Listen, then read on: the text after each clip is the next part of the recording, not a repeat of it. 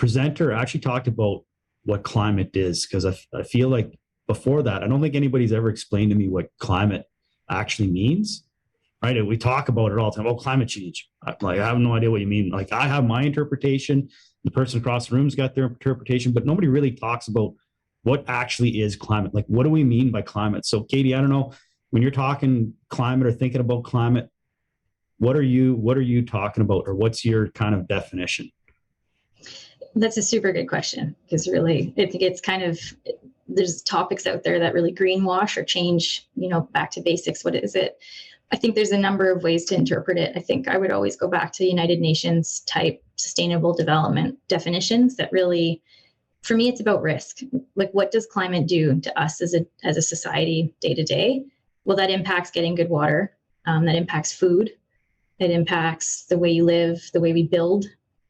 Right, we're starting to look at building and construction for those 50-year, 100-year storms. We didn't do that as well in the past. So climate to me is too big of a topic to really just give you one.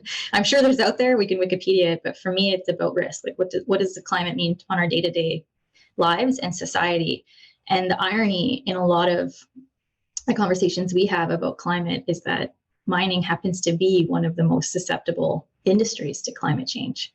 So the tricky piece, or the rush that we have ahead of us as environmentalists or innovators or change makers and minds, happens to be, we got to get them there faster, because their ice roads are thawing because of climate change, because they don't have access to water. So we're starting to see zero water mining practices. Like, that's not a luxury anymore. That's a need today. COVID really expedited a lot of innovation in mining, but it really is about A, fighting climate change, and B, not even like A actually, and A, dealing with climate change. So if you have operations around the world, you're dealing with an inability to produce at a time where your demand is skyrocketing 40, 50%, and you don't know how to get there, fighting climate change at the same time. So yes.